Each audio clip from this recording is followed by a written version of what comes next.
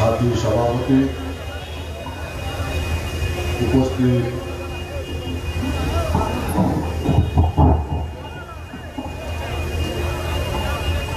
বাম কংগ্রেস এবং ওয়েলফেয়ার পার্টির নেতৃত্ব, মায়েরা, বোনেরা এবং বন্ধুরা, এখানে আজকের সভার মূল বক্তা কমরেড মোহাম্মদ সেলিম উপস্থিত আছেন। তিনি সবটা বলবেন, আর আগের বক্তাদের কাছে আপনারা শুনবেন কেন আমরা এই ধর্মঘট ডেকেছি, কেন গোটা দেশে সমস্ত অংশের শ্রমিক, কৃষক, ছাত্র, যুব, মহিলা, মাস্টারমশাই, কর্মচারী তারা সবাই ঐক্যবদ্ধ হচ্ছেন। এই লড়াই যখন বাড়ছে তখন অনেকে প্রশ্ন করছেন যে এই ধর্মঘট কেন?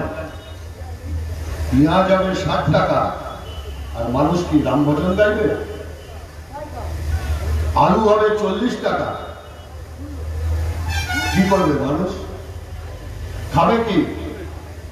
13 টাকার চাল হবে 40 টাকা, খাবে কি মানুষ? দেশ জুড়ে 23 কোটি লোকের কাজ চলে গেল, প্রতিবাদ হবে না? লড়াই হবে না? সবাই প্রধানমন্ত্রীর দাড়ি দেখে খুশি থাকবে? প্রধানমন্ত্রীর দাড়ি দেখলে পেট ভরবে? গোটা দেশ জুড়ে লকডাউন করলেন, 4 ঘন্টার নোটিশ, 4 ঘন্টা। সেদিনকে গোটা ভারতবর্ষে মাত্র 65 জন সংক্রামিত ছিলেন, 65 জন। 18 কোটি লোক বাড়ির বাইরে, কেউ আত্মীয় স্বজনের বাড়ি গেছেন, কেউ চিকিৎসা করতে, কেউ কাজে। কিভাবে ফিরবে? প্রধানমন্ত্রীর মুখে কোনো কথা নেই। থাকবে কোথায়? কোনো কথা নেই। খাবে কি? কোনো কথা নেই। মাঝে দুবার বেরিয়ে এসে প্রথমবার বললেন কাঁসর ঘন্টা বাজাও, পেট ভরবে? মানুষ বলল থাকবো কোথায়? ফেরার রাস্তা আপনি বন্ধ করে দিয়েছেন, বলে হ্যারিকেন জ্বালাও। দেশের মানুষের হাতে হ্যারিকেন ধরানোর কাজ সরকারের? এইটা সরকারের কাজ?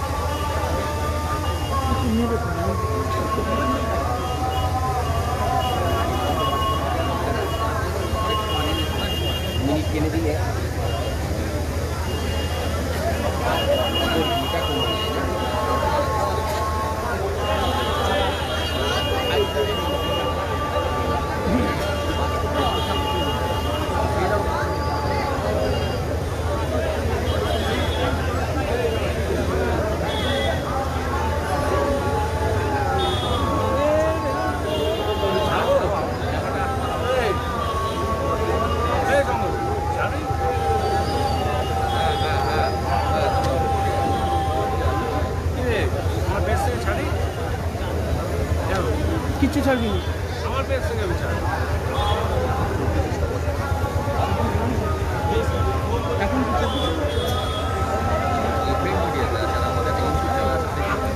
দাদা আপনার হাতটা এসে যাচ্ছে আমার।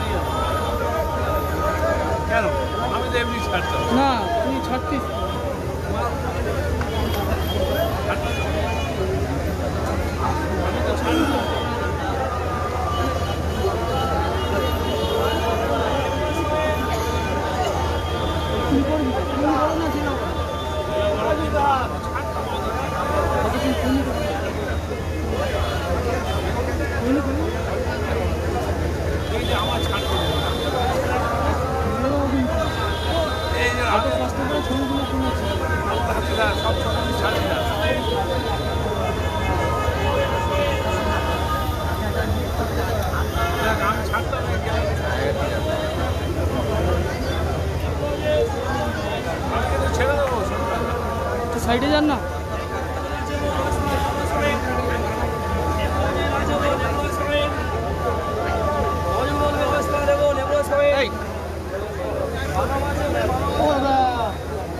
ওইদিকে সারা বলছো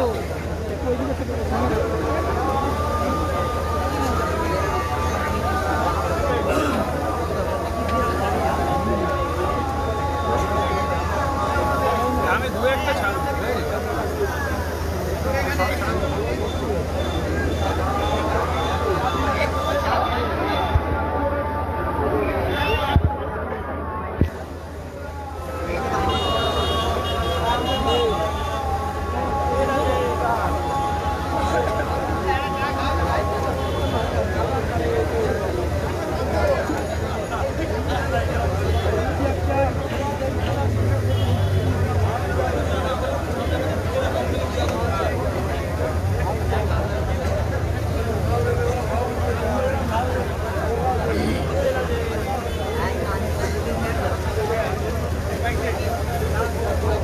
হ্যালো,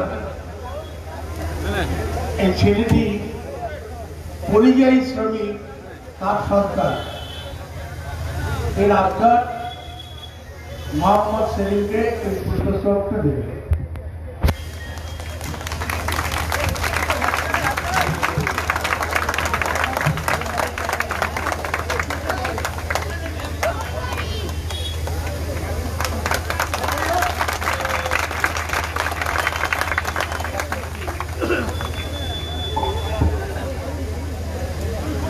যে কথা বলছিলাম,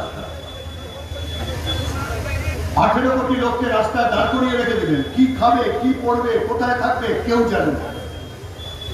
দেশের সরকারের কাজ কি? আর দীর্ঘ 9 মাস ধরে গোটা দেশে স্বাভাবিক হয়নি ব্যবসা বাণিজ্য, কল কারখানা। মানুষ অসহায়, মানুষের কাজ নেই, মজুরি নেই। সরকার কোথায়? আমরা বলেছিলাম অন্তত পক্ষে 10 কেজি করে চাল বা গম দিন। আমাদের দেশে খাদ্যের তো কোনো অভাব নেই। 2019 সালে আমরা 3 লক্ষ মেট্রিক টন খাবার তৈরি করেছি, আর মানুষের খেতে লাগে বছরে 1 লক্ষ মেট্রিক টন। 2022 সাল পর্যন্ত আমাদের দেশে খাওয়ার মজুদ আছে। সেখান থেকে অন্তত 10 কেজি করে চাল ডাল দিন। দিতে পারে না। আমরা বলেছি যে মানুষের কাজ গেল, এইরকম 15-17 কোটি পরিবার আছে, এদের পাশে সরকার দ্বারা অন্তত পক্ষে এই পরিবারগুলোকে মাসে 7,500 টাকা করে দিই। দিতে পারে না সরকার। লক্ষ লক্ষ কোটি কোটি টাকা আদানি আম্বানিকে তুমি ছাড় দিতে পারো, ট্যাক্স, ব্যাংকের ঋণ, আর গরিব মানুষের পাশে দাঁড়ানোর সময় মোদীর সরকারকে তো খুঁজে পাওয়া যায় না। তাহলে কিসের জন্য সরকার? মানুষ যখন অসহায়, মানুষের পাশে বিপদের দিনে শত্রু মিত্র চিনতে পারা যায়। মানুষ যখন অসহায়, সরকার তখন পাশে নেই, সাধারণ মানুষের পাশে নেই। কার পাশে দাঁড়াচ্ছে? গোটা দেশটা আদানি আম্বানি সহ কয়েকটা কোম্পানি কিনে নিই। আস্তে আস্তে রেলগাড়ি বিক্রি হচ্ছে। 16টা রেলগাড়ি ইতিমধ্যে বিক্রি হয়ে গেছে। আগামী দিনে আপনি হাওড়া বা শিয়ালদা স্টেশনে শুনতে পাবেন উত্তরবঙ্গ যাওয়ার জন্য, নিউ জলপাইগুড়ি যাওয়ার জন্য আদানি এক্সপ্রেস রাত 10টা বেজে 10 মিনিটে শিয়ালদা স্টেশন থেকে ছাড়বে। গোটা রেলগাড়ি বেঁচে দিচ্ছে, কয়লা খনি বেঁচে দিচ্ছে, তেলের কোম্পানি বেঁচে দিচ্ছে, গ্যাসের খনি বেঁচে দিচ্ছে। কার লাভ? রেলের ভাড়া বাড়লে কার লাভ? যারা বিজেপির পতাকা টানাচ্ছেন তাদেরকেও আমি ভেবে দেখতে বলবো, এই যে নীতির জন্য আমাদের দেশে পেঁয়াজের দাম 90 টাকা হয়, 80 টাকা হয়, সেই নীতি এখানে আগে ব্যাখ্যা করেছে। পেঁয়াজের দাম যদি 80 টাকা হয়, দোকানে গিয়ে জয় শ্রীরাম বা জয় মোদী বললে পেঁয়াজ কেউ আপনাকে 18 টাকা 20 টাকায় দেবে না। মানুষ যখন অসহায়, মানুষের পাশে না দাঁড়িয়ে দেশ লুঠের কাজে এখন ব্যস্ত। নরেন্দ্র মোদী আর বিজেপি যা পারো লুটে নাও। ওদিকে লুটে নেওয়ার সরকার আর বেঁচে দেওয়ার সরকার, আর পশ্চিম বাংলায় যা পাও তাই লুটে নাও, যা পাচ্ছে তাই খাচ্ছে। ওখানে যা পাচ্ছে বেঁচে দিচ্ছে, যেখানে যা পাচ্ছে তাই খাচ্ছে। আরে গরুতে খায় না টারপলিন, সেটাও তৃণমূল খেয়ে নিল। পঞ্চায়েতে টাকা আসছে খেয়ে নিচ্ছে, রেশনে চাল আসছে খেয়ে নিচ্ছে, গম আসছে খেয়ে নিচ্ছে, বাড়ি ভাড়ার টাকা আনছে, বাড়ি বাড়াবার জন্য টাকা আসছে পঞ্চায়েতে খেয়ে নিচ্ছে। এ যাওয়ার আগে যেন লুটের হরিবোল তুলে দিয়েছে। চলে যখন যাব যা পারি লুটে বুকে নিয়ে যায়, ঝাঁটিয়ে নিয়ে চলে যায়। একদিকে বেঁচে দেওয়ার সরকার, আর একদিকে লুটে নেওয়ার সরকার। এবং এই দুজনের মধ্যে কোনো তফাৎ নেই। অনেকে ভাবছেন বিজেপিকে এনে তৃণমূলকে টাইট দেবেন। কোন বিজেপিকে আনবেন? যে তৃণমূলের হয়ে কিছুদিন আগে সারদা নারদার টাকা লুট করেছে, আপনার ভোট লুটের বন্দোবস্ত করেছে, পঞ্চায়েতের টাকা লুটের বন্দোবস্ত করেছে, সেই মুখগুলি তো এখন বিজেপির নেতা। 18 জন যে এমপি আছে তার 70% তৃণমূলেরই নেতা। আগে তৃণমূলের হয়ে লুট করেছে, এখন বুঝেছে তৃণমূলের বাজার খারাপ, তাই বিজেপিতে গিয়ে জুটেছে। ফুল পাল্টে লাভ নেই, মুখগুলো সব এক, সব মুখগুলো এক। ফলে পাল্টাতে হবে আমাদের নীতি। গোটা পশ্চিম বাংলায় নতুন করে আমাদের তৈরি করতে হবে। 10 বছরের শ্মশান কবরস্থান বানিয়ে দিয়েছে পশ্চিম বাংলা। একটা শিল্প কলকারখানা নেই। যে শিল্প কলকারখানা তৈরির কাজ শুরু হয়েছিল বামফ্রন্টের আমলে, কোন কলকারখানা এখানে নতুন হওয়া তো দূরের কথা, যা অতীতে ছিল তাকেও তাড়িয়েছে তোলাবাজি। একটাই আমাদের এখানে আছে। এইবার দেখবেন দিওয়ালির আগে পরিবেশ দূষণের জন্য সবাই বলছিল শব্দবাজি নিষিদ্ধ। মানুষ প্রশ্ন করলো শব্দবাজি তো নিষিদ্ধ হলো, তৃণমূলের তোলাবাজিটা কবে নিষিদ্ধ হবে? ওটা কবে বন্ধ হবে? ও বন্ধ করার লড়াই শুরু হয়েছে। তৃণমূলকে পাল্টে বিজেপি আনলে কোনো লাভ নেই, বরঞ্চ একই দল যারা বেঁচেও দেয় আর সেই দলে গিয়ে জুটেছে যারা লুটেছে এতদিন পশ্চিম বাংলা, তারা বলে বেঁচে দেওয়া লুটে নেওয়ার দল হচ্ছে বিজেপি। সময় ঘনিয়ে এসেছে, তৃণমূলও বুঝেছে বেশি দিন নেই। সেই জন্য দেখবেন ডুবন্ত নৌকা, সেই ডুবন্ত নৌকার মাঝি অধিকারী তারাও এখন ওই নৌকা ছেড়ে অন্য নৌকায় পালাবার চেষ্টা করছে, জল মাপছে কোন নৌকাটায় উঠলে ভালো হবে। ফলে নৌকার অধিকারীও আর নৌকায় থাকছে না। আগামী 26 তারিখ এই ধর্মঘটের মধ্য দিয়ে কি সব সমস্যার সমাধান হবে? হবে না।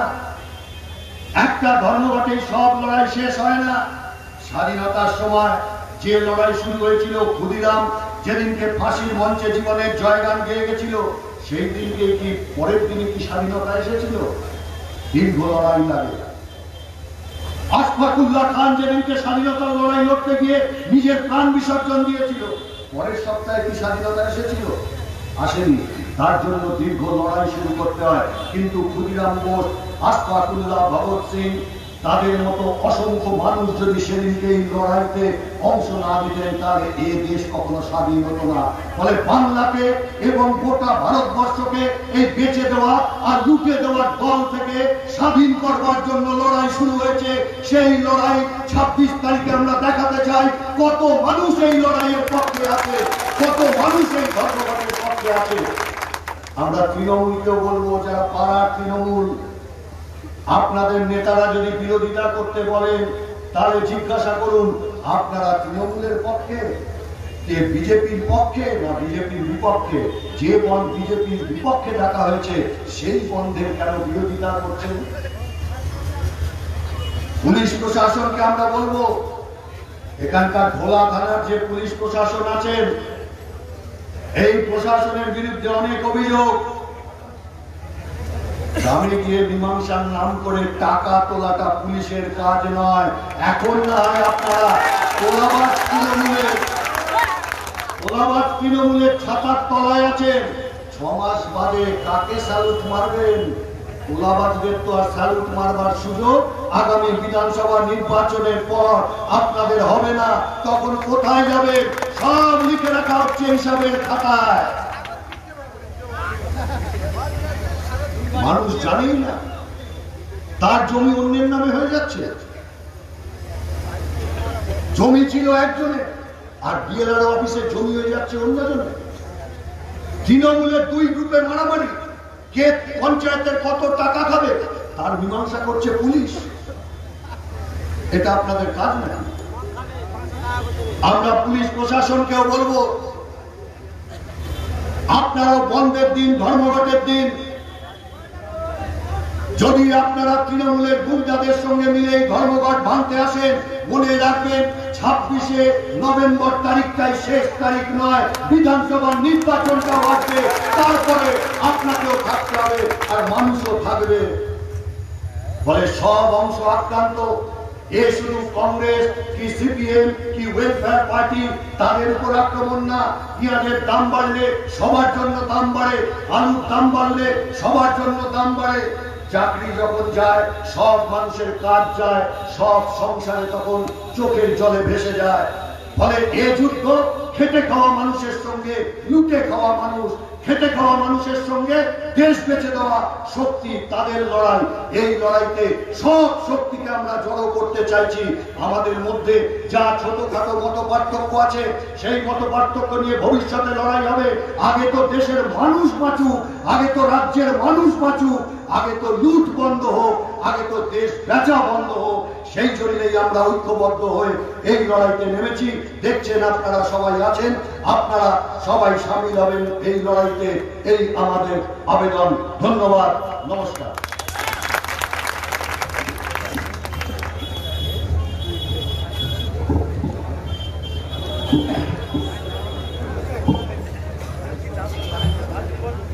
আচ্ছা, সভাপতি আমি, আজকে আর বলার চান্স নেই আমার।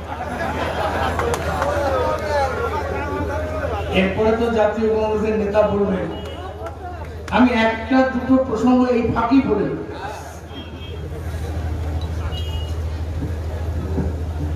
তৃণমূল তো চোর জোচ্চোর বাটপাড়দের দল, কি হ্যাঁ কি না?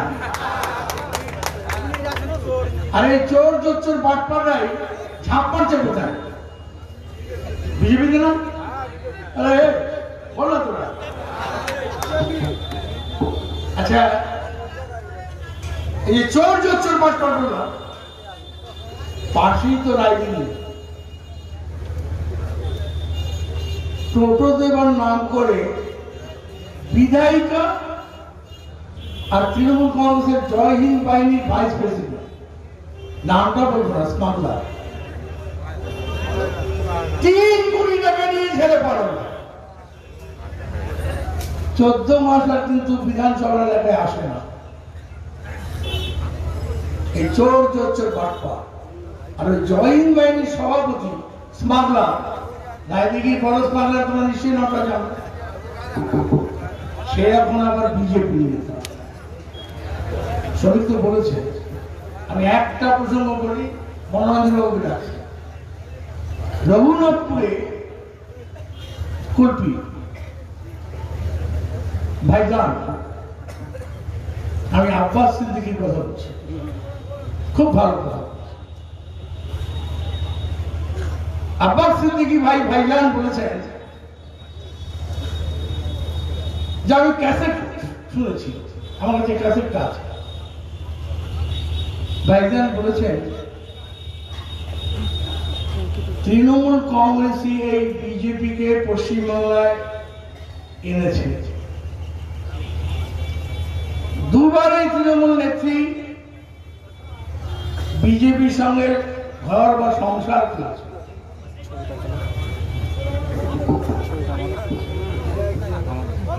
আমি কথাটা বললাম এই কারণে, বাম আমলে এই কথা বলেছে, বাম আমলে বিজেপি এই রাজ্যে মাথা তুলে দাঁড়াতে পারে।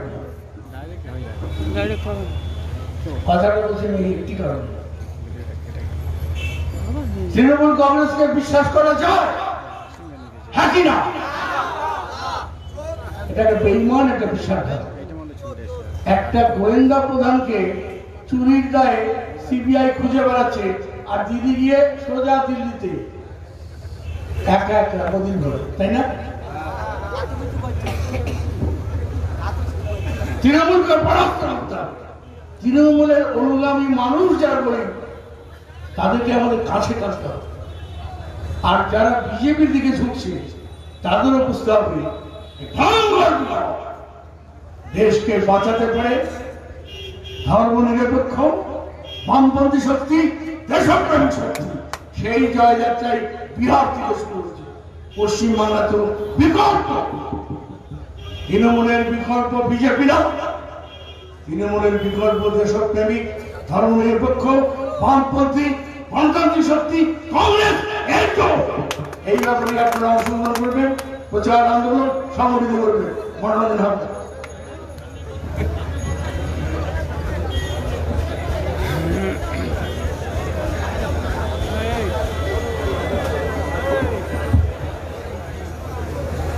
বন্ধুগণ,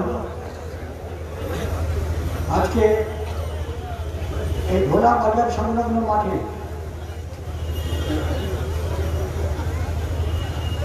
বামফ্রন্টের এবং কংগ্রেসের যৌথ যে সভা, এই সভার মাননীয় সভাপতি, আমার দীর্ঘদিনের পরিচিত সংগ্রামী নেতা, পশ্চিমবঙ্গের একসময়ের সুন্দরবন উন্নয়নের মন্ত্রী উপস্থিত আছেন বরিষ্ঠ পার্লামেন্টারিয়ান মার্কওয়ারি কমিউনিস্ট পার্টির নেতা সেলিম সাহেব, আমার সহযোগী শৈবাল রায়, টাইবুল, তাপস পাহাড়ি এবং এই বাজারে আজকের এই মিটিংয়ে আগত সংগ্রামী বন্ধুগণ, আমি আজকে দীর্ঘ বক্তৃতা করব না, কারণ এই যে জায়গায় এই সভাটা হচ্ছে, এই জায়গায় আমার তীর্থস্থানের সমান। হয়তো অনেকে মনে করবেন এ কথার তাৎপর্যটা কি। আজ থেকে প্রায় 30-31 বছর আগে, যখন আমার বয়স ছিল 40 বছর, এই মথুরাপুর লোকসভা কেন্দ্রে ইন্দিরা গান্ধী দেহরক্ষীর গুলিতে জীবন চলে যাওয়ার পর ভারতবর্ষের রাজনৈতিক আকাশে যে ভ্যাকুয়াম তৈরি হয়েছিল তা পূরণ করার জন্য এই মথুরাপুর বাসীর তরফ থেকে আমাকে আপনারা কংগ্রেসের তরফ থেকে পবিত্র লোকসভায় রাজীব গান্ধীর হাতকে শক্ত করার জন্য পাঠিয়েছিলেন। তাই আজকে কান্তিবাবু এবং এখানকার যারা কংগ্রেসীরা আমাকে টেলিফোন ফোন করলেন যে আজকের পশ্চিমবঙ্গ শুধু নয়, ভারতবর্ষের রাজনৈতিক পটভূমিকায় যে শূন্যস্থান তৈরি হতে চলেছে সেটাকে পূরণ করার জন্য আগামী 26 তারিখে কৃষক এবং শ্রমিকদের স্বার্থের দিকে তাকিয়ে সারা ভারতবর্ষের 12টি শ্রমিক ইউনিয়নের ডাকে সারা ভারতবর্ষের 26শে নভেম্বর ধর্মঘটের ডাক দেওয়া হয়েছে। এই ধর্মঘটকে সফল করার জন্য এখানে মিটিং হবে, আপনাকে আসতে হবে। আমরা শুনলে অবাক হবেন, হয়তো দীর্ঘদিন এখানে আসিনি। এই জায়গায় মিটিং করতে করতে আমার মনটা ভোলার বাজারের দিকে প্রায় আমার চিন্তার মধ্যে আসতো, কিন্তু এই সুযোগ পেয়ে গেলাম যখন কান্তিবাবু ফোন করলেন যে আমরা বিজয়গঞ্জ বাজারে এবং ভোলা বাজারে আমরা মিটিং করব, আমরা ইনভাইট করছি কংগ্রেসের তরফ থেকে, আপনি আসবেন। আমি সেই জন্য কান্তিবাবুর মাধ্যমে, এখানে কংগ্রেস কর্মীদের মাধ্যমে আজকে যারা সমবেত হয়েছেন, যারা বক্তা হিসেবে এসছেন, যারা ক্রেতা বিক্রেতার বন্ধুরা, এই মাইকের শব্দ যতদূর যাচ্ছে তাদের কাছে এই মাইকের মাধ্যমে আমি আমার কৃতজ্ঞতা জ্ঞাপন করে আমি কয়েকটি কথা নিবেদন করব। আজকের আগের বক্তারা ব্যাখ্যা করে বলেছেন যে 26 তারিখে সারা ভারতবর্ষের কৃষক বিরোধী এবং খনি বিরোধী বিলের প্রত্যাহারের দাবিতে ভারত বন্ধ হচ্ছে। আমি একটি কথা বলি, আজকে 19 তারিখ কান্তিবাবুর ডাকে আমরা এখানে এসেছি, কিন্তু আজকে জাতীয় কংগ্রেসের নেত্রী, যাকে আপনারা অনেকে জানেন এশিয়ার মুক্তিযুদ্ধ বলে যিনি দাবি করা হয়, শ্রীমতী ইন্দিরা গান্ধী 104তম জন্মদিবস। এই জন্মদিবসে দাঁড়িয়ে আমি একটি কথা, একটি স্লোগান, একটি লাইন শুরু বলার চেষ্টা করব। আমি জানি না আজকের এই মিটিংয়ে যে বিষয়বস্তু, তার থেকে আমার যে কথাটা, আমার যে লাইনটা এই মিটিংয়ের মধ্যে বলার চেষ্টা করব, সেটা বলা সঠিক হচ্ছে কিনা। যদি বেঠিক হয় আপনারা নিজেদের ক্ষমা করে নেবেন, যদি সঠিক হয় আপনারা অন্তর দিয়ে উদ্ধারণ করবেন এবং তার বক্তব্যের তাৎপর্যকে নিজের মনে ঠাঁই দিয়ে 26 তারিখের কৃষক বিরোধী বিলকে সমর্থন করার জন্য বন্ধে সামিল হবেন। শ্রীমতী ইন্দিরা গান্ধী, আমরা সবাই জানেন 1984 সালে ভারতবর্ষের একটি অঙ্গরাজ্য পশ্চিমবঙ্গের পাশে, রাজ্যের নাম উড়িষ্যা।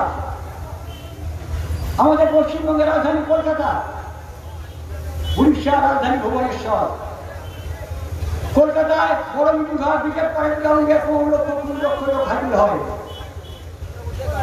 ভুবনেশ্বরের যে ব্রিগেড গ্রাউন্ড, সেখানেও 15-20 লক্ষ লোকের গ্যাদারিং হয়। 1984 সালে 30 অক্টোবর ইন্দিরা গান্ধী ভারতবর্ষের প্রধানমন্ত্রী হিসেবে তিনি একটি সভা হাজির হয়েছিলেন। ডেটটা ছিল 1984 সালের 30 অক্টোবর। তিনি লাস্ট ভাষণ দিয়েছিলেন, আজ কৃষক বিরোধী বিলের পক্ষে এই ভাষণটা উপযুক্ত কিনা বিচার করে দেখবেন। সেদিন শ্রীমতী ইন্দিরা গান্ধী 2টার সময় মিটিং আরম্ভ করেছেন, বক্তৃতা শুরু করেছেন। 3টে বাজতে 2-3 মিনিট বাকি আছে, তিনি লাস্ট বক্তৃতা করছেন, লাস্ট লাইন বলছেন। তিনি বক্তৃতা করছেন ইংরেজিতে। Friends, today I am here. Tomorrow I may die. But I believe that each and every drop of my blood will be life for the prosperity of the poor peasants, for the poor laborers, and for the downtrodden people of my country. Bangla করে কি দাঁড়ায়? বাংলা করে দাঁড়ায়, বন্ধুগণ, আমি আজ এখানে আছি, ভাষণ দিচ্ছি। আমি আজ আছি, কাল হয়তো থাকবো না। আমি আজ জীবিত আছি, কাল আমি হয়তো মরে যেতে পারি। কিন্তু আমি বিশ্বাস করি আমার শরীরের প্রতিটি রক্তবিন্দু মেহনতি ভারতবর্ষের শ্রমিকের, ভারতবর্ষের কৃষকের, ভারতবর্ষের নিপীড়িত মানুষের উন্নয়নের কাজে লাগবে। যখন তিনি বলেছেন, সরকারের মাধ্যমে সবাই যখন তাকে আলিঙ্গনে আবদ্ধ করতে চাইছেন, তিনি নামলেন ডাস থেকে। হঠাৎ একটা চিঠি তার হাতে দেওয়া হয়েছিল। চিঠিটা ছিল দিল্লি থেকে। তার মধ্যে শ্রীমতী ইন্দিরা গান্ধীর মিদনাপুরে মিটিং করার কথা। সেই চিঠির মধ্যে বলা ছিল ভারতবর্ষের বাইরের রাষ্ট্রদূতরা হঠাৎ বিশেষ প্রয়োজনে তারা দিল্লিতে আসছেন। আগামীকাল 9টার সময় তাদের সঙ্গে মিটিং ঠিক করা হয়েছে।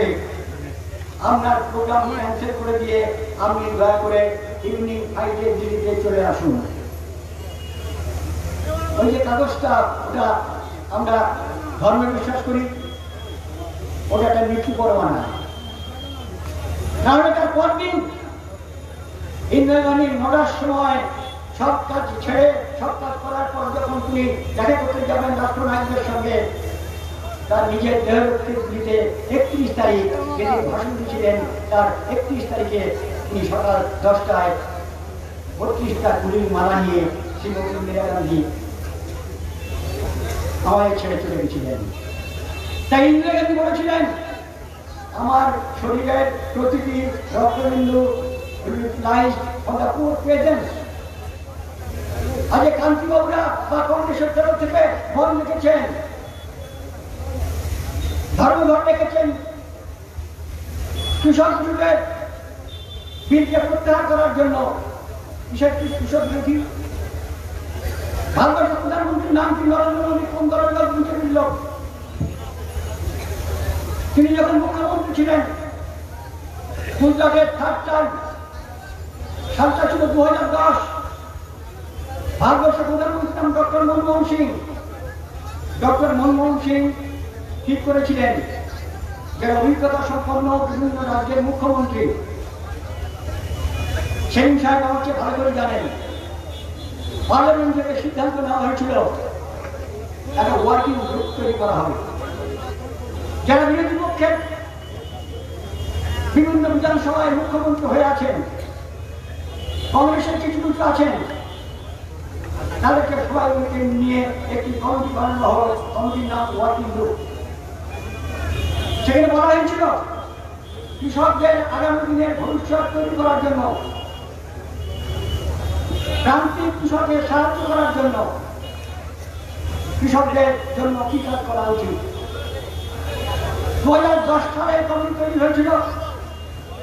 2011 সালে সেই কমিটি ডক্টর মনমোহন সিং এর দপ্তরে রিপোর্ট করায় আমরা সেক্রেটারি নরেন্দ্র মোদী, যে নরেন্দ্র মোদী এখন ভারতবর্ষের প্রধানমন্ত্রী।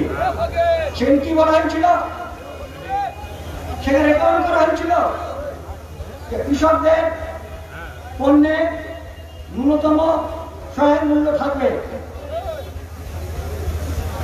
কিন্তু আজকে সেই নরেন্দ্র মোদী ভারতবর্ষের প্রধানমন্ত্রী, তিনি আইন করেন পার্লামেন্টের মধ্যে, যে আইনের মাধ্যমে আলোচনার সুযোগ নেই। আমাদের যারা পার্লামেন্টের মেম্বার, সিপিএম কংগ্রেসের কাউকে অ্যালাউ করা হলো না। এই ভালো দিকটা, খারাপ দিকটা বলা হলো ধনী ভোটে পাস হবে, কারণ নরেন্দ্র মোদীর এখন মেজরিটি দেওয়া আছে। মেজরিটি দিয়ে একটা সরকারকে চালিয়ে নেওয়া যায়, কিন্তু মেজরিটি দেখিয়ে একটা সরকারের গুণগান বিচার করা যায় না, গুণগান বিচার করা যায় না।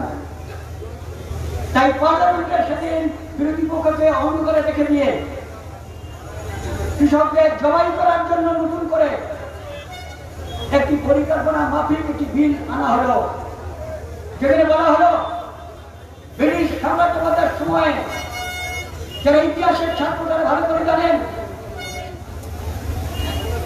যে নীল চাষের যে বন্দীগুলো ছিল, নীলকর সাহেবের অত্যাচারে যারা কৃষকরা নীল চাষ করতো না, তাদের বুড়ো আঙুল কেটে দেওয়া হয়েছিল। যারা নীল চাষ করতে আসতো না, তাদেরকে বাধ্য করা হয়েছিল নীল চাষ করতে, কারণ 3 বছর নীল চাষ করে সেই জায়গায় উর্বরতা থাকে না, জেনে শুনে কৃষক নিশ্চয়ই করবে না। কিন্তু আজকে সেই বর্গী, সেই নীলকর সাহেবরা চলে যাওয়ার পর ভারতবর্ষে আজকে নতুন করে নীলকর তৈরি হয়েছে। তারা ঠিক করে দিচ্ছে কোন জায়গায় কি চাষ করা হবে, এবং কয়েকটা মুষ্টিমেয় যারা বড় বড়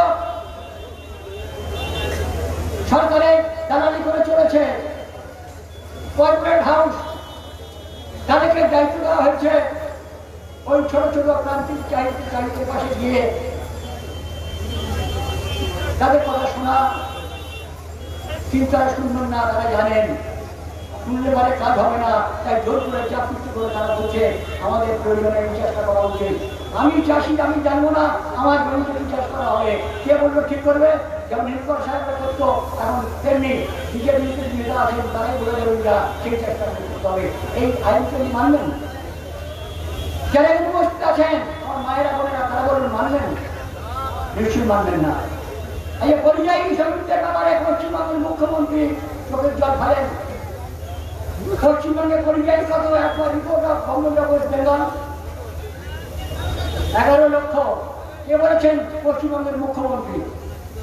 কেন্দ্রীয় সরকার পরিযায়ী শ্রমিকদের জন্য 50,000 কোটি টাকা স্যাংশন করেছেন, বলেছেন যে জেলায় 20,000 থাকবে পরিযায়ী সেই জেলা বড় হবে। কেন 10,000 নয়? কেন 5,000 নয়? কেন 100 নয়? ওটা কথা নয়, কথা আগে থেকে ঠিক হয়ে গেছে। বিজেপি অধ্যুষিত যেসব জেলা আছে সেই জেলার মুখ্যমন্ত্রী বলে দেওয়া হয়েছে তোমরা রিপোর্ট সাবমিট করো, অন্য জায়গা পারবে না ঠিক টাইমে দিতে, অতএব তোমাদের আন্দোলন করা হয়ে যাবে। এই টাকা পশ্চিমবঙ্গের মুখ্যমন্ত্রী তিনি বড় বড় কথা বলেন, তার ডিএম, তার এসপি, তার বিডিও, এসডিও সব হাতে, তার রিপোর্ট সাবমিট করতে পারবে না। পশ্চিমবঙ্গের একটি জেলাও হিসেব অনুযায়ী আমাদের 23টা জেলার মধ্যে কমপক্ষে 2টা জেলা কোয়ালিফাই করা উচিত, কিন্তু একটি জেলা কেন্দ্রীয় সরকারের 50,000 কোটি টাকার অনুদান করে না। যেহেতু আমি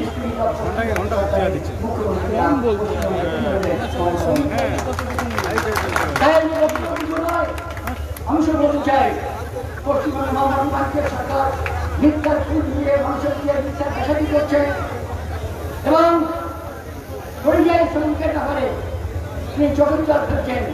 ওরা কুমির মায়ের চোখের জল ছাড়া কিছু নয়, এটা পরিযায়ী শ্রমিকদের আজকে দেখা করার দরকার। কেন্দ্রীয় সরকার কৃষকদের জন্য, শ্রমিকদের জন্য যে উপকার করার জন্য পিছন থেকে ছুটি চালিয়েছেন, তার বিরুদ্ধে ক্রিয়া ঘোষণা করার জন্য কান্তিবাবুর নেতৃত্বে কংগ্রেসের কর্মীরা ভাইরা রাস্তায় নেমে আগামী দিনে 26 তারিখে আমরা বাংলা বন বা যে হোক যা বলুন না কেন আমরা বন সমর্থন করবো। যারা ক্রেতা বন্ধুরা আছেন, একদিন অসুবিধা হবে ঠিক কথা, কিন্তু একদিন অসুবিধার মাধ্যমে গণতান্ত্রিক পদ্ধতিতে যে প্রতিবাদ করার ভাষা যেটা কংগ্রেস এবং সিপিএম যৌথভাবে আমাদের তুলে দিয়েছে, আমরা সেটাকে তার মূল্যায়ন করুন, তাকে সহযোগিতা করুন, আশীর্বাদ করুন, এই বলে সবাইকে ধন্যবাদ জানিয়ে আবার যারা উপস্থিত হয়েছেন অনেকে গার্জেন আমাকে চেনেন, নতুন ছেলে এসছে আমাকে চিনবেন না, কারণ 30 বছর আগে ঘটনা। 30 বছর আগে যেটা আমার দেওয়া উচিত ছিল, 30 বছর পরে আমার সৌভাগ্য যে আমি কৃতজ্ঞতার পাশে আপনাদেরকে আবদ্ধ করার জন্য এখানে হাজির হয়ে আমি কৃতজ্ঞতা জানানোর সুযোগটা পেলাম। এই বলে আমার ধন্যবাদ জানিয়ে আমরা প্রস্তুত করলাম। জয় হিন্দ, বন্দে মাতরম, জাতীয় কংগ্রেস জিন্দাবাদ, ভারতীয় কমিউনিস্ট পার্টি জিন্দাবাদ।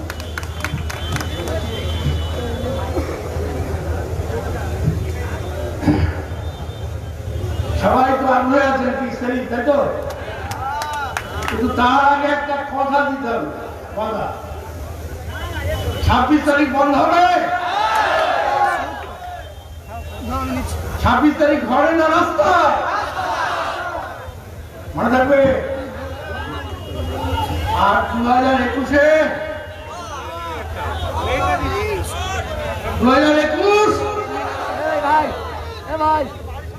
তৃণমূলের বিকল্প বিজেপি নয়,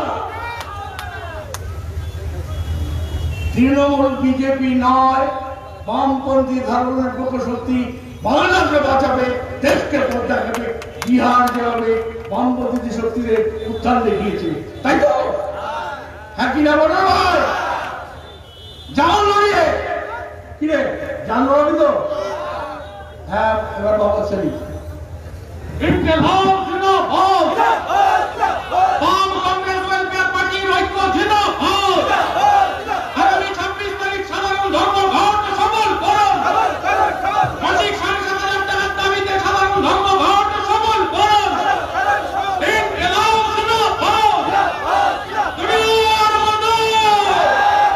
বিজেপি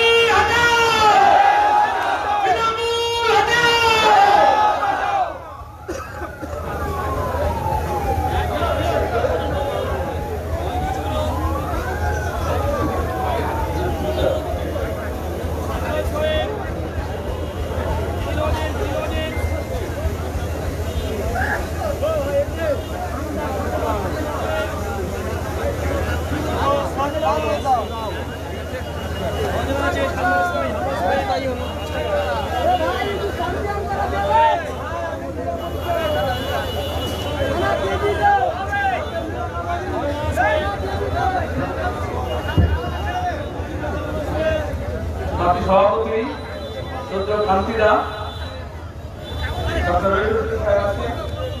অন্যান্য নেতৃবৃন্দ, আমার ভাই সব বোনেরা, আমি দীর্ঘক্ষণ বলবো না, আমাকে বিজয়গঞ্জ বাজারে যেতে হবে, কিন্তু আপনারা শুনেছেন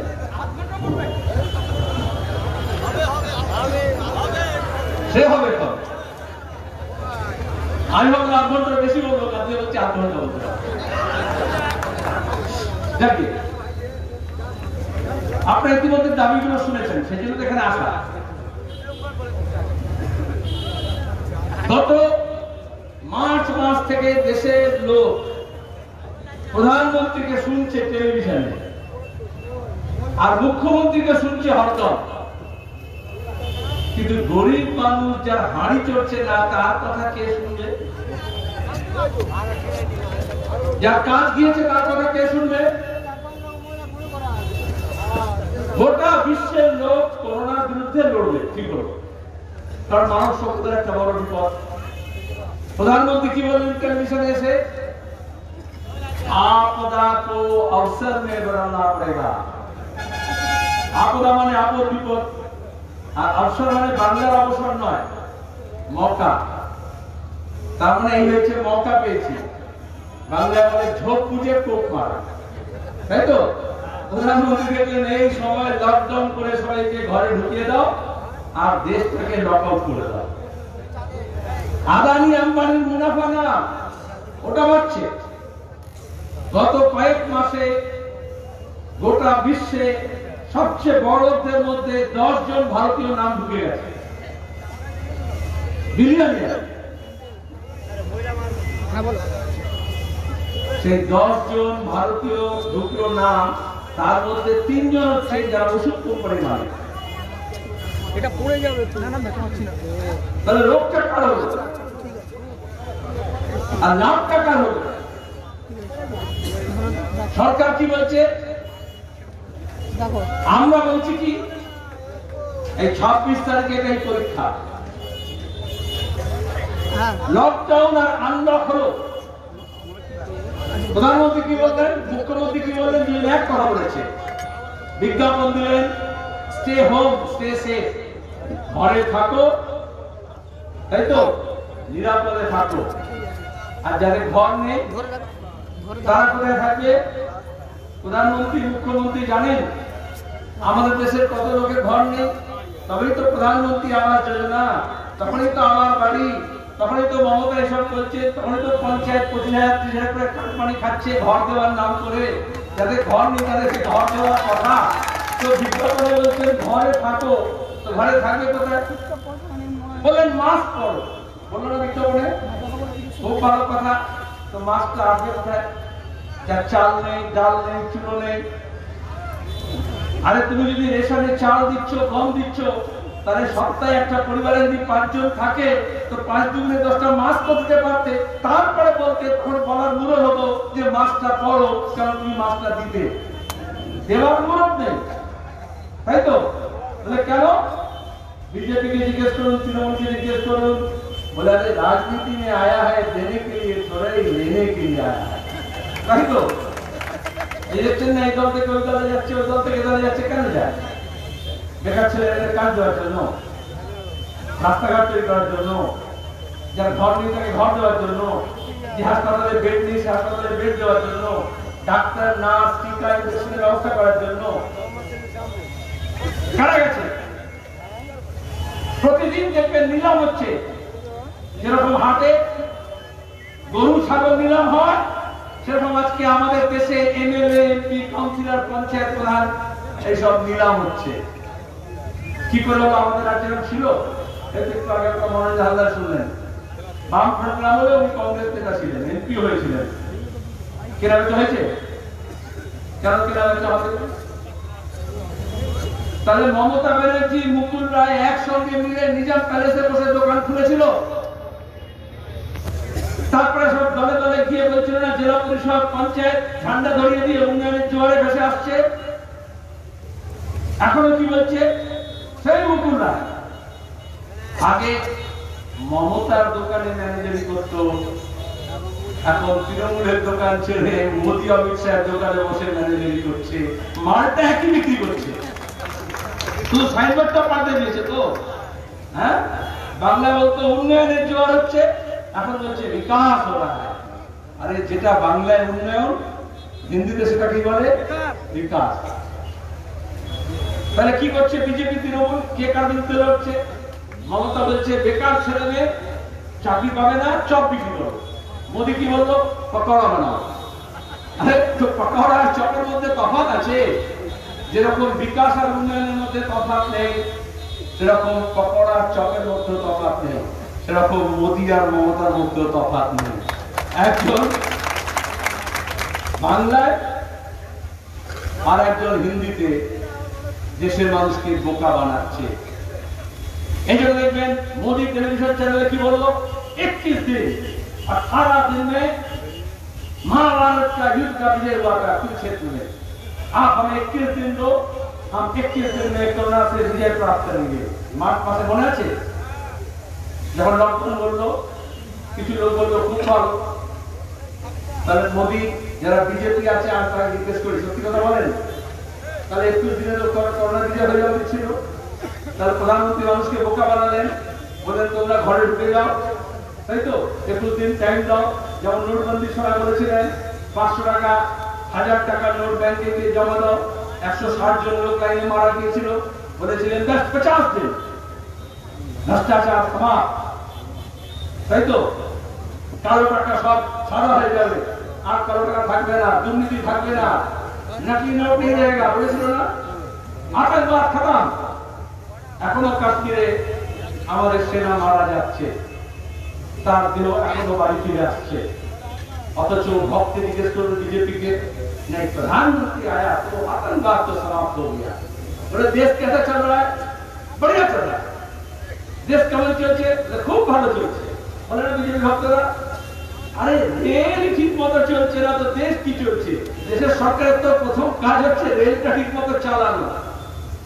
পৃথিবীতে সব জায়গায় করা হয়েছে, কোথাও এতদিন রেল বন্ধ থাকেনি যতদিন আমাদের দেশে রেলটা বন্ধ হয়েছে। কিন্তু নাটক কিরকম হয়? বলে মোদি আর মমতা, বিজেপি আর তৃণমূলের যুদ্ধ হচ্ছে। কি যুদ্ধ হচ্ছে? দিল্লি সরকার বলছে ট্রেন নেই চলেগা, মমতা বলছে রেল চলবে না। আরে যেটা রেল সেটাই ট্রেন, কিন্তু দুজনে মিলে কোনো চালানোর কথা বলছে না, বলছে চলতে দেবো না, তাই তো? রেল চালানোর দায়িত্ব কার? ইন্ডিয়ান রেলওয়ে, সংবিধান অনুযায়ী দেশের সরকারের। কিন্তু কি বললো ওরা যখন রেল বন্ধ করলো? মমতা বললেন রেল ঢুকতে দেবো না। মনে আছে করোনা এক্সপ্রেস? আমাদের ঘরের ছেলে মেয়েদের আমরা বললাম ঘরে ফেরা। মমতা বললো না, ওরা করোনা নিয়ে আসছে, খেয়াল রাখবেন, তাই তো? বিদেশে যারা আটকে গেল তাদের জন্য এরোপ্লেন। আর দেশের মধ্যে কিসের ঝগড়া বিজেপি আর তৃণমূলের? বলবে না আমাকে? গত কয়েক মাস আমরা নাটকটা দেখলাম না? দিল্লি সরকার যা সংবিধান অনুযায়ী রেল চালানোর অধিকার আছে, সে বললো এখন রেল চালাবো না। কেন? কারণ দিদি বলছে না, চলতে দেবো না। বলেনি? বলে বাংলা সরকার বলছে রেল ঢুকতে দেবে না, এই জন্য রেল চলবে না। বলেনি? তার মানে কি আইন নেই, সংবিধান নেই? কোথায় আছে বলে দিচ্ছিল? বিজেপি কি বলতো? আয় শোভন আয়, সঙ্গে বৈশাখী নিয়ে আয়, চলে। এবার কি হবে? আমাদের শহরে দেখবেন কেন ওয়াশিং মেশিন হয়, ধোয়া কাপড় ধোয়ার, এমনি তো ঘাটে কল ধোয়ায় কাপড় জামা ধুয়ে নেওয়া হয়, কিন্তু ওয়াশিং মেশিনে একটু ইলেকট্রিকের প্লাগ লাগিয়ে দিন, একটু জল দিয়ে দিন, একটু সাবান দিয়ে দেন, কাপড় দিয়ে দেন, সুইচ টিপে দেন, ঘুর করে ঘুরবে। আর বিজ্ঞাপন দেন যত নোংরা জামা কাপড় আছে ঢুকিয়ে দিন, পরিষ্কার হয়ে বেরিয়ে যাবে। তাহলে অমিত শাহ বিজেপি পার্টি মানে একটা বড় ওয়াশিং মেশিন বানিয়েছে, আর তার মধ্যে চোর তৃণমূলকে ঢোকাচ্ছে আর সাধু বিজেপি হয়ে দিকে চলে আসছে। আর বলছে দেখো আমরা কি সাধু বাবার দল। এই গঙ্গাসাগর মেলা আসে না, সাধু সান্ত মহান বলে যাচ্ছে বিজেপি হচ্ছে একদম ধর্ম করে, সাধু সান্ত করে। আরে যে ছিল চোর, যে চিটফান্ডের টাকা চুরি করলো, সে অমিত শাহের সঙ্গে গিয়ে বসে গেল, আর তাতে কি সাধু হয়ে গেল? মানতে হবে, খেয়াল রাখতে হবে। সবাই বিক্রি হয় না, সব বিক্রি হয়। চিট ফান্ডের টাকায়, চিটিং ফান্ডের চিটিংবাজির টাকায় কয়েকটা বেঈমান কেনা যায়, সাচ্চা ইনসান কখনো কেনা যায় না। আর 26শে নভেম্বর এই মানুষের দাবি নিয়ে, ইনসানিয়তের দাবি নিয়ে, মানবতার দাবি নিয়ে ঐক্যের কথা বলে শ্রমিক, কৃষক, ছাত্র, যুব, মহিলা, দোকানদার, কর্মচারী, অধ্যাপক, শিক্ষক যারা আছে, আমরা বললাম তুমি লকডাউন করে দেশের চাকা বন্ধ করে দিলে, তাহলে চাকাটা আবার ঘরে পাবে তো? রেল বন্ধ মানে রেলের বাইরে স্টেশন বাজারে যে দোকান দিচ্ছিল তার বিক্রি করা গেল, ঝাঁকা ছিল তার কেনা বেচা গেল, যে কাজ করতে যাচ্ছিল তার কাজকর্ম বন্ধ, যেসব জায়গা থেকে কাজ করতে যেত, পুরোনো খবরের কাগজ কিনতে যেত, প্লাস্টিক কিনতে যেত, সবজি নিয়ে যেত, তাহলে এই যে যাতায়াত বন্ধ হয়ে গেল তো কাজকর্ম বন্ধ হয়ে গেল। তো যে রাজমিস্ত্রি, সুতো মিস্ত্রি, কাঠ মিস্ত্রি জোগাড়ে মোদীর কথা ভেবেছেন? আপনাদের মনে আছে 22শে মার্চ ভুললে চলবে না, রাত 8টার সময় টেলিভিশনে প্রধানমন্ত্রী বললেন, 8টার সময় বলছেন রাত কে 12 বাজে বাদ সব বন্ধ। তার আগের দিন মনে আছে জনতা কারফিউ হয়েছিল, তাই না? রোববার দিন বলেছিল কি সকাল থেকে সন্ধ্যা পর্যন্ত সবাই ঘরে থাকবেন, ব্যাস করোনা মরে যাবে। কেউ কেউ তো করোনার বিসর্জন মিছিল বার করল, কারণ মোদী বলেছিল ব্যালকনি সে খালি হয়ে যাও, খালি হয়ে যাও। খেয়াল রাখবেন, ব্যালকনি সে শব্দ ভুলতে চলবে না। ব্যালকনি মানে বড় বড় উঁচু বাড়ি থাকে না, তার বড় বড় ঝুল বারান্দা থাকে, তাই তো? আমাদের দেশে 100 জনের মধ্যে 1 জনেরও বাড়িতে ব্যালকনি থাকে না। থাকে? এখানে কতজনের বাড়িতে আছে?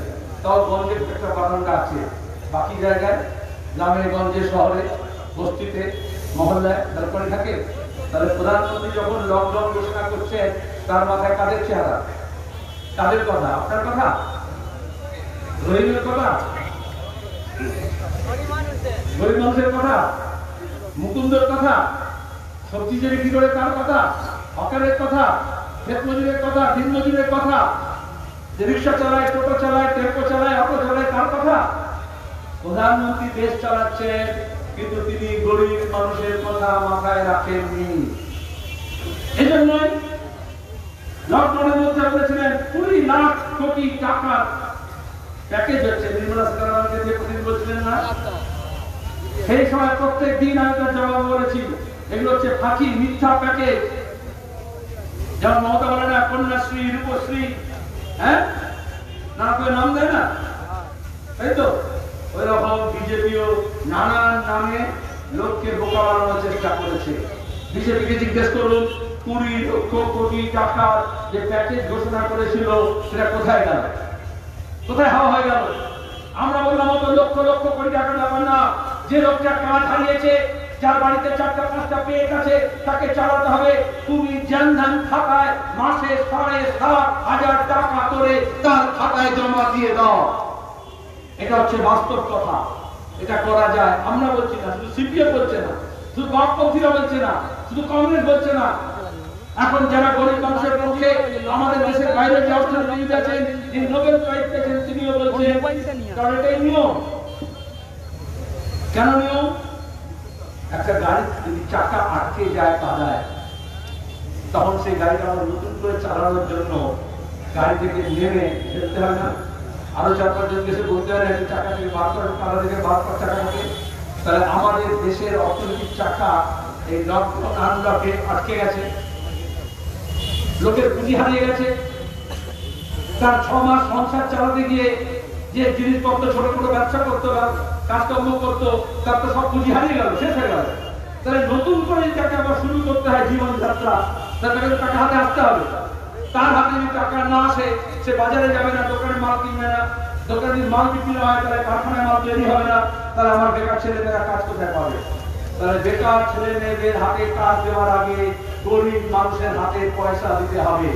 যেমন স্বপ্ন দেখায় ভোটের সময়, ওই যে বিকাশ উন্নয়নের কথা বললাম, তখন মোদী কি বলেছিল 2014 সালে, বিদেশ সে কালা ধন লাएंगे, आपका खाता में कुछ नहीं तो 14-15 लाख यही घुस जाएगा বলেছিল না মিথ্যে কথা বললে 14 লাখ 15 লাখ টাকার স্বপ্ন দেখাতে হয় আবার ভোট আসছে অমিত শাহ কি বলছেন সোনার বাংলা গড়ে দেবো দেশটাকে তো পেতলেরও করতে পারবে না লোহালক্করের নাম করে বেঁচে দিচ্ছ পূর্ণ দামে আর এখন পশ্চিমবঙ্গকে যে সোনার বাংলা বলছো হ্যাঁ বলছে না হ্যাঁ সোনার বাংলা করে দেবো তার মানে কি আপনার বাড়িতে অমিত শাহ চোখ পড়েছে নোটবন্দির সময় যত টাকা ছিল ওই টাকা নিয়ে পার্লামেন্টে বলেছি গোলাপ মাঠে বলছে সব রেকর্ড করছে যখন নোটবন্দি করেছিল 5,000 টাকার নোটবন্দি এদেশে সবচেয়ে বেশি মুনাফা কামিয়েছিল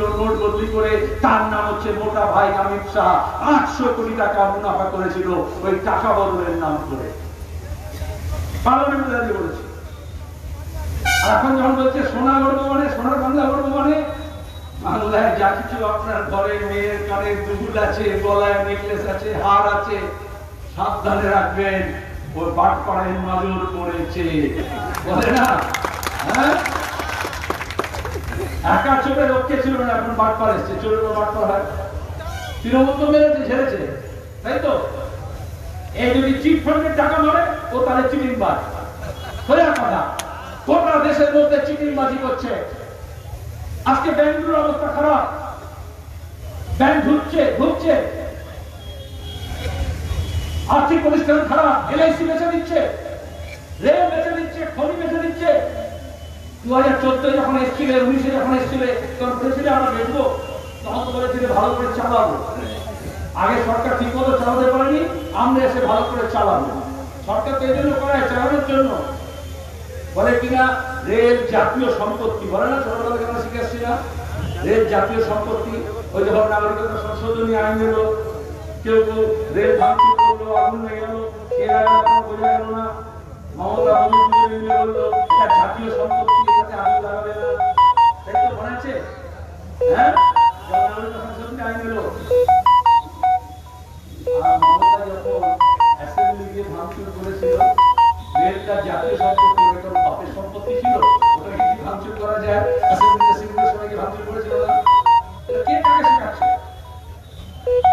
রেল জাতীয় সম্পত্তি তাহলে জাতির যখন সবচেয়ে বেশি প্রয়োজন ছিল এই যে পরিযায়ী শ্রমিক বাচ্চাটা এসে আমাকে জোয়ান ছেলেটা আমাকে এসে ফোন দিল ধোলার লোকজন নাগপুরে আটকেছে মুম্বাইতে আটকেছে ঘোরার জন্য দিন রাত ফোন আসছে অসহায় লোক বাস চলছে না গাড়ি চলছে না ট্রেন চলছে না যদি বা টাকা পয়সা জোগাড় করে বাসের ব্যবস্থা করেছে তো রাত্রের মধ্যে ঢুকতে দেবে না মাঝখানে রাস্তা আটকে দিচ্ছে নামিয়ে দিচ্ছে আর ধোলার লোকজন তার মনে আছে দুবাইতে কয়েকজন আটকে গিয়েছিল সেখান থেকে ফোন করছে আমার সবাই কি করছিল আমাদের সব ট্রেড ইউনিয়ন ছাত্র যুব যে যা পেরেছে সাহায্য করছিল আমাকে আবার বেশি ফোন করছিল যখন সরকার কিছু করছে না হঠাৎ মমতার মাথায় কি এলো ওদের একটা আইএস অফিসার আছে আপনাদের জেলার ডিএম ছিলেন তাই তো মাইনরিটি ডিপার্টমেন্টের তো কাগজে বলে দিল যে পিবি সেনকে দায়িত্ব দেওয়া হয়েছে পরিযায়ী শ্রমিকদের এবার তার ফোনও পাচ্ছে না লোক ধরছেও না সরকারের কোনো ব্যাপার নেই অ্যাপ দিয়েছে অ্যাপ চলছে না খুলছে না কম্পিউটারে তো সবাই সহজ করলো পিবি সেলিম ও পিবি মেম্বার মোহাম্মদ সেলিম আমি চিনি বলে আমার নাম্বার হোয়াটসঅ্যাপে দিয়ে দিয়েছে বলে মমতা আমাকে ফোন করে বলে মমতা তো আপনাকে দায়িত্ব দিয়েছে আপনি আমাদের ফেরান আচ্ছা মমতা আমাকে দায়িত্ব দেবে মমতা নিজে কি দায়িত্বশীল যে দায়িত্ব দেবে আমরা তো রাজি ছিলাম যে আমাদের ঘরের ছেলে মেয়েরা আটকে গেছে তাদের ফেরানোর জন্য আমরা গুজরাট থেকে হরিয়ানা থেকে কাশ্মীর থেকে কেরল থেকে যেখানে যা লোক আছে আমরা যেমন খাবার নিয়ে পৌঁছচ্ছি তেমনি দরকার হলে বাস ট্রেনের ব্যবস্থা করে তাদের আমরা ফেরানোর ব্যবস্থা করবো কিন্তু সরকারকে তো দায়িত্ব নিতে হবে সরকারকে তো দায়িত্ব নিতে হবে আগে সমস্যা হয়নি যখন বামফ্রন্ট সরকার ছিল পঞ্চায়েত ব্যবস্থায় বন্যা হোক খরা হোক দুর্ভিক্ষ হোক ঝড় হোক পঞ্চায়েত ব্যবস্থা আমার রাস্তায় নামবে মানুষকে সঙ্গে নেবে প্রশাসনকে যোগাযোগ করবে আমার গ্রামের ছেলে কোথায় আটকে গেছে এত প্রধানের এত মাতব্বরি টাকা খাওয়ার জন্য কোন প্রধানের কোন কথা চলছিল শুনছিল কেউ এত তৃণমূলের নেতা নানান রকমের সাইনবোর্ড বড় বড় কথা চলছিল কেউ তো বললো না তৃণমূলকে দিয়ে হবে না বিজেপিকে দিয়ে হবে না তো বিজেপির তো 18 জন তাই না 18 জন এমপি কোন এমপি কথা কে শুনেছে? কোথায় গিয়েছিল? কোথায় গিয়েছিল? ওরা কি ছিল? কোন সরকার আছে? কোন পার্লামেন্ট চলছে? মাত্র কদিনের জন্য পার্লামেন্ট ডাকলো, বিজেপি কি করলো? তার উপরে কৃষি বিল, কৃষি সংক্রান্ত 3টে বিল, শ্রম বিল, এইসব কোনো আলোচনা না করে হুটপাট করে পার করে দিল। কেন? কৃষককে মারার চক্রান্ত হচ্ছে। আমাদের দেশে কলকারখানা ঢাক, নতুন কোনো কলকারখানা হচ্ছে না, বেকারি বাড়ছে, জিডিপি নিচে চলে গেছে। গত 1 বছর 2 বছর যা কিছু জিডিপি এসছে সেটা কৃষি থেকে এসছে। কারণ এই লকডাউনের সময় আমার কৃষক ভাইরা মাঠে গিয়েছে, চাষ করেছে, ফসল বিক্রির বাজারে দাম না পাক কিন্তু ফসল নিয়ে বাজারে গিয়েছে। তাহলে এখন সরকার থেকে এইখানে মুনাফা আছে, সুতরাং এই কৃষিকেও আদানি আম্বানির হাতে দিতে হবে। এই জন্য পার্লামেন্টে বিল পাস করলো। কন্ট্রাক্ট কথা মানে, বাম ফ্রন্ট মানে, অপারেশন বর্গা, যোদ্ধার জমিদারের বিরুদ্ধে লড়ে, দিল্লি সরকারের বিরুদ্ধে লড়ে আইন করে আমরা বললাম লাঙল যার জমি তার। আজকালকার জোয়ান ছেলেদের জানা উচিত, তার বাপ ঠাকুরদার আমলে জমিতে চাষ করতো কিন্তু জমির অধিকার ছিল না। লাল ঝান্ডা কৃষক সভা সেই জমির অধিকার প্রতিষ্ঠা করলো। পায়ের তলায় মানুষ মাটি খুঁজে পেল, একবার পায়ের তলায় মাটি খুঁজে পেলে মাথা তুলে দাঁড়ায়। তখন প্রাইমারি স্কুল, তখন মাদ্রাসা, তখন রাস্তা, তখন ব্রিজ, তখন কারখানা, তখন কলেজ। একদিনে তো হয়নি, ঢেলা কলেজ একদিনে হয়েছে। আগে প্রাইমারি স্কুল করতে হয়, তারপরে জুনিয়র হাই করতে হয়, তারপরে হাই স্কুল করতে হয়, তারপরে হায়ার সেকেন্ডারি স্কুল করতে হয়। এরকম 34 বছর ধাপে ধাপে আমরা উন্নয়ন করেছি। ওটা ওই সাইনবোর্ড দিয়ে নয়, পেট্রোল পাম্পে মোদির ছবি লাগিয়ে বিকাশের সাইনবোর্ড নয়, আর ল্যাম্প পোস্টে আর পেশাবখানায় পায়খানায় মমতার ছবি লাগবে উন্নয়নের জোয়ারের সাইনবোর্ড না। আজকে বিজেপি পার্লামেন্টে আইন করে ওই জমি ওই কৃষকদের হাত থেকে কাটতে চাইছে, আপনার পায়ের তলা থেকে মাটি কাটতে চাইছে। আপনার ফসলের উপর আপনার অধিকার থাকবে না, আপনার জমির উপর আপনার অধিকার থাকবে না, তো আপনি কি নিয়ে বাঁচবেন? এটাই হচ্ছে গোটা বিশ্বের শিক্ষা। পুঁজিবাদ যখন সংকটে পড়ে, এই করোনার সময় খুব সংকটে পড়েছে, এই গাড়িটা থেকে নিজে বেরোতে পারছে না, আপনার গাড়ির চাকা চালাতে চাইছে না, কিন্তু নিজের চাকায় যাতে চলতে পারে এই জন্য এখন কৃষিতে খাবলাতে চেষ্টা করছে। আর এই জন্য কৃষি বিলের বিরুদ্ধে গোটা দেশের মানুষ, শুধু পশ্চিমবঙ্গ না, পাঞ্জাবে জানেন প্রথম শহীদ হয়েছে প্রতিম সিং কৃষক। আকালি দলের যে নেতা, তার বাড়ির পাশে থাকতো প্রকাশ সিং বাদলের পাশে। এমন চাপ হলো, কৃষকরা এমন বেরোলো বিজেপির বিরুদ্ধে। আকালি দল বিজেপিকে সমর্থন করছিল, সরকার থেকে বেরিয়ে গেল, সমর্থন প্রত্যাহার করে নিল, এনডিএ থেকে বেরিয়ে গেল বিজেপি। বিজেপি থেকে লোক ঢুকছে, বিজেপির সঙ্গে শিবসেনা ছিল, বেরিয়ে চলে গেছে, বিজেপির সঙ্গে আকালি ছিল, বেরিয়ে চলে গেছে। এই নীতিশ কুমারও 2 দিন আগে দেখছিলেন যায় যায় অবস্থা হচ্ছিল। আর আমাদের মমতা তৃণমূল যারা বলছে তৃণমূল বিজেপিকে আটকাবে, তৃণমূল কংগ্রেস তৈরি হয়েছিল কবে? কংগ্রেসের নেতা চলে গেলেন, কিন্তু অনেক কংগ্রেসের বন্ধু আছে। কংগ্রেস ভেঙে তৃণমূল কংগ্রেস তৈরি হয়েছিল কেন? বিজেপির সঙ্গে লড়ার জন্য। কারণ বিজেপি ছিল সিপিএম কে বাংলা ছাড়া করার জন্য, লাল ঝান্ডাকে নিকেশ করার জন্য, আরএসএস এর টাকায়, আরএসএস এর মদতে, আরএসএস এর পরিকল্পনায় মুকুল আর মমতা মিলে তৃণমূল কংগ্রেস তৈরি করেছিলেন। কারণ কংগ্রেস নাম থাকলে কোনোদিন বিজেপির সঙ্গে যেতে পারবে না। আর বাজপেয়ী সরকারে মমতা মন্ত্রী হতে চেয়েছিলেন, এই জন্য কংগ্রেসের এমপি ভাঙিয়ে প্রথম দল ভাঙা শুরু হলো বিজেপির টাকায়, আরএসএস এর টাকায়। কংগ্রেস ভেঙে মমতা ব্যানার্জি বাজপেয়ী আদবানির পাঠশালায় গিয়ে নাম লেখালেন। আজকে আমরা বলি মোদী আর নরেন্দ্র মোদী আর মমতার মধ্যে কোনো তফাৎ নেই, কারণ দুজনে আদবানির পাঠশালায় পড়াশোনা করেছেন, দুজনের একই সিলেবাস, দুজনের একই কথাবার্তা। ওই জন্য দুজনের রাজ্যে হোক বা দেশে হোক গণতন্ত্র, যেটা মানুষের কথা বলা, বিরোধিতা করা, প্রতিবাদ করা, তার অধিকার কেড়ে নিচ্ছে। কোন সাংবাদিক যদি বিজেপির বিরুদ্ধে রেখে অমিত শাহের ফোন যাবে, ওকে বার করে দাও। পশ্চিমবঙ্গে কোন সাংবাদিক যদি মমতা ব্যানার্জির বিরুদ্ধে রেখে নবান্ন থেকে ফোন যাবে, ওকে বার করে দাও। তাকে আর টেলিভিশনে দেখা যাবে না, তাকে আর খবরের কাগজে দেখা যাবে না। মিথ্যা মামলা আপনার এই ভোলাখানে হচ্ছে না? গত 10 বছরে বামপন্থীদের হাজার হাজার মিথ্যা মামলা করেনি, এখানে মিথ্যা মামলা করছে না। আমি পুলিশকে বলি 26শে নভেম্বর রাস্তায় দেখা হবে, সব মানুষকে সঙ্গে নিয়ে আমরা দেখবো মমতা ব্যানার্জির পুলিশের লাঠিতে কত তাকত আছে, আর লাল ঝান্ডা আর তার সঙ্গে তার ঝান্ডার মধ্যে কতটা দাম আছে। পুলিশ মনে করছে দালালি করে পার পেয়ে যাবে, বামপন্থী কর্মী বিরোধী কর্মীদেরকে ধরবে। যেমন অমিত শাহের পুলিশ দিল্লিতে দাঙ্গার নাম করে মিথ্যা অপবাদ দিয়ে যারা নাগরিকতা সংশোধনী আইন সিএর বিরুদ্ধে, এনপিআর এর বিরুদ্ধে, এনআরসির বিরুদ্ধে লড়াই করেছিল, তাদের বিরুদ্ধে মিথ্যা মামলা করছে না, ধরপাকড় করছে না। জামিয়া ছাত্র, আলিগড়ের ছাত্র, জেএনইউ ছাত্র, এমনকি বৃন্দাকরণ, সীতারাম ইয়েচুরি সবার নামে কেস দিচ্ছে না। বিজেপি ওখানে মিছিল করে বললো গলি মারো সালোকো, আগুন লাগালো, ঘর পড়ালো, দোকান লুট করলো। আর অমিত শাহের পুলিশ মিথ্যা মামলা করছে যারা নাগরিকতা সংশোধনী আইনের বিরুদ্ধে লড়েছিল। তো মিথ্যা মামলা করলে কি মিছিল বন্ধ হয়ে যাবে? মিটিং বন্ধ হয়ে যাবে? প্রতিবাদ বন্ধ হয়ে যাবে? মমতা কি এখানে কম করেছে?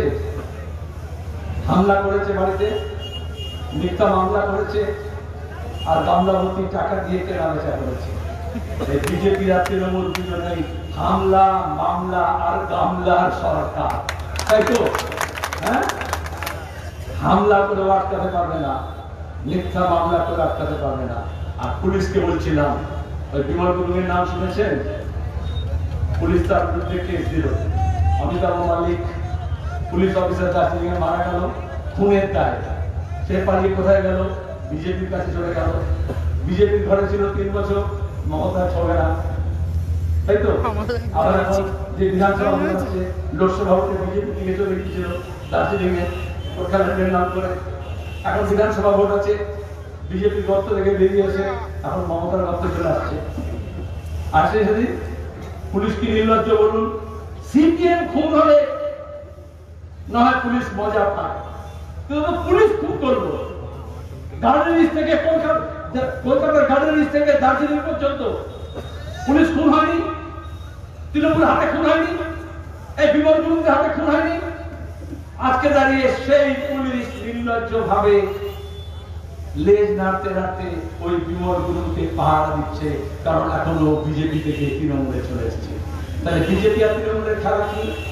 রাজীব কুমারের গল্প শুনেছেন, বলছিলেন যেটা গোয়েন্দা কলকাতা পুলিশের কমিশনার চিফ পান্ডে সব ফাইল লোপাট করেছে, ভাইপো আর পিসির সমস্ত ডকুমেন্ট সাভার করে দিয়েছে। গত লোকসভা ভোটের আগে সবাই বললো এই তো বিজেপি আসছে ধরবে। দেখ না, আগে রাজীব কুমারকে ধরবে, তারপরে ভাইপোকে ধরবে, তারপরে পিসিকে ধরবে।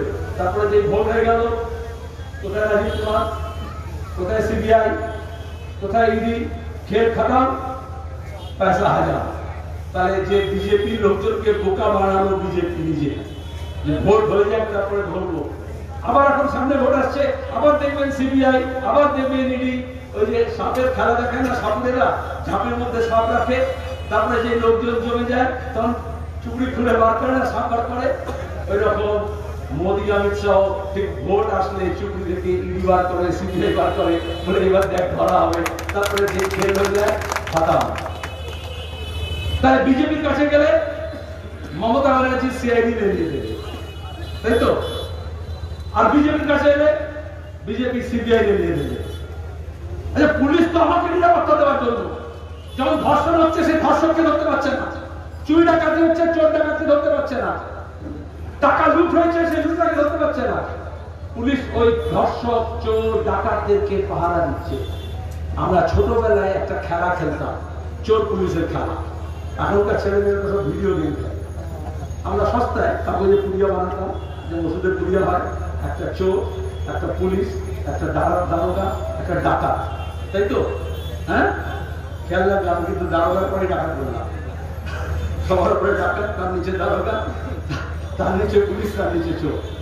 হ্যাঁ, তো ওই খেলা যে হতো, ওইটাতে পুড়িয়া দিতে যে করতো, চোর আর ডাকাত পেত একদম চোখ ফোক বসছে না।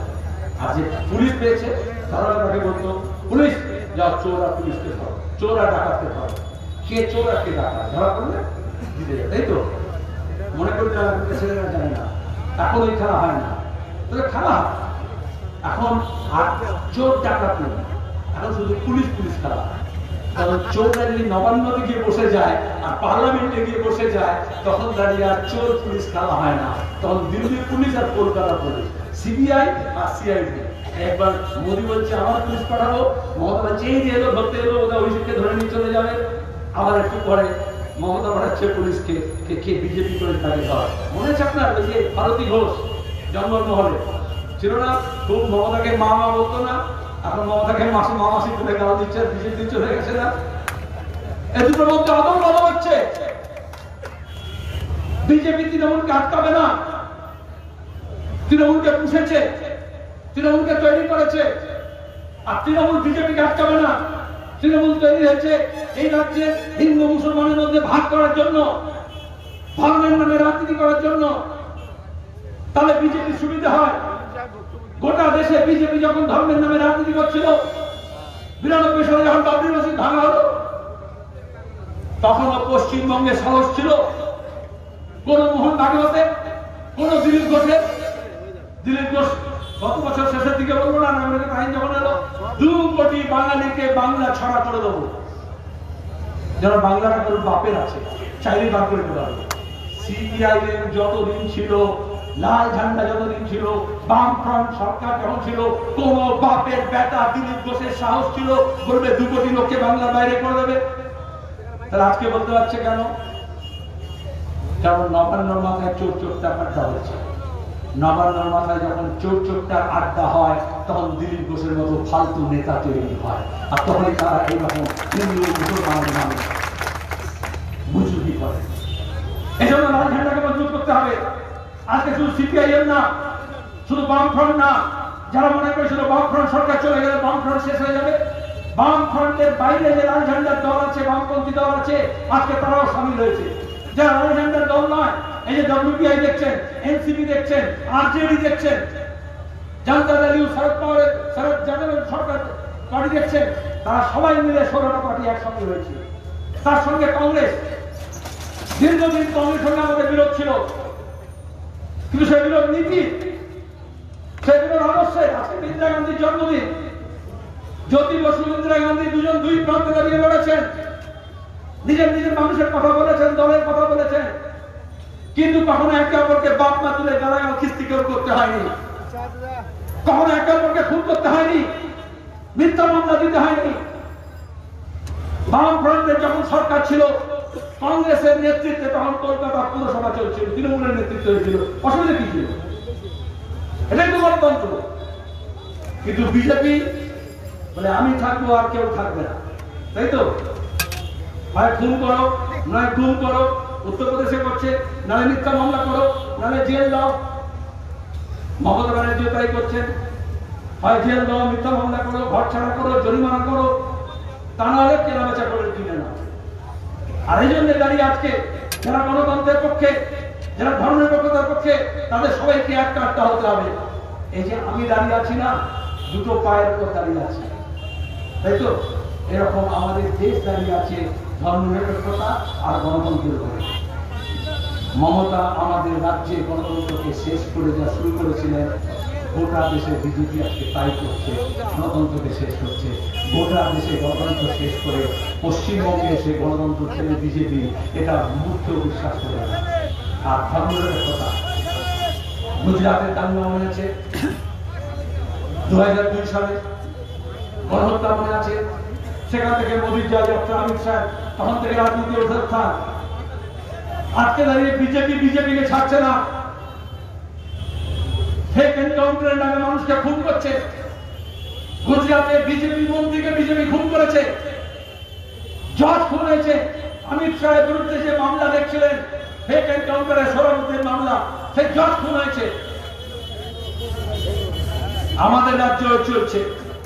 আর এই জন্য যদি লড়তে হয়, তাহলে বিজেপির বিরুদ্ধে তৃণমূল, তৃণমূলের বিরুদ্ধে বিজেপি না। কেউ কেউ বলে কাঁটা সে কাঁটা নিকলেগা, তার মানে কি?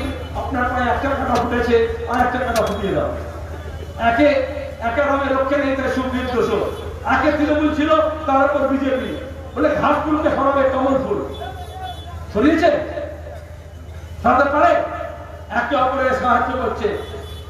আর কেউ তো বলছে তৃণমূল বিজেপিকে আটকাবে। আরে তৃণমূল যখন ছিল না বিজেপি ছিল? তৃণমূল যখন থেকে এসছে রাজ্যে বিজেপি এসছে, তৃণমূলের পথ ধরে এসছে। যেমন সুইমিং পুলে দেখবেন ডাইভ মারে না, তখন তার আগে একটা সিঁড়ি লাগে, সেই সিঁড়িতে উঠে তারপরে ডাইভ মারে। ওইরকম তৃণমূল হচ্ছে সিঁড়ি, তার উপরে উঠে তবে বিজেপি আমাদের রাজ্যের রাজনীতিতে ডাইভ মেরেছে। আর এই জন্য যদি বিজেপির ওই গোটা খাওয়াটাকে বন্ধ করতে হয়, তাহলে তৃণমূলের সিঁড়িটাকেও সরাতে হবে, কারণ দুটোকে যদি না সরান তাহলে কিন্তু এই গোটা করে বন্ধ হবে না। অনেক কথা বললাম। 26 তারিখে মানুষের দাবি নিয়ে, কৃষকের দাবি নিয়ে, শ্রমিকের দাবি নিয়ে, কাজের অধিকার নিয়ে, অন্নহীন মানুষ, কর্মহীন মানুষ, বাসস্থানহীন মানুষ, তাদের দাবি নিয়ে তারা এক কাটতে হচ্ছে। এটা এই ঝান্ডা ওই ঝান্ডার মিলন না, এটা জাত পাত ধর্ম বর্ণ নির্বিশেষে মানুষের এক কাটতে হওয়া। এই মানুষের শক্তি আগামী দিনে আমাদের দেশটাকে বাঁচাবে, আমাদের রাজ্যটাকে বাঁচাবে, বাংলা আবার গোটা দেশটাকে পথ দেখাবে। সেই কথা আপনারা সবাই সামিল হবেন। এই আহ্বান জানিয়ে আপনাদের সবাইকে নমস্কার।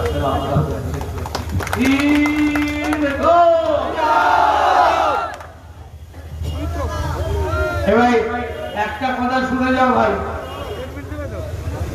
এই আমাদের বাদিকে কি আছে, ঢোলা থানা তো